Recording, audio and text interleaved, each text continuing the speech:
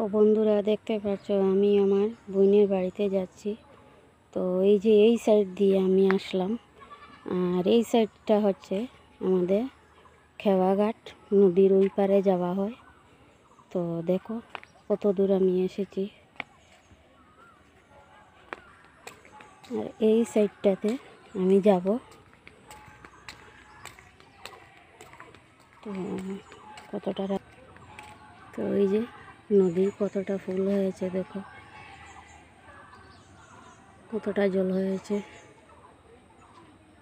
ওই পাশটাতে হচ্ছে নদীর ওই পার, সামনেই কেওয়াঘাট, প্রচুর জল হয়েছে।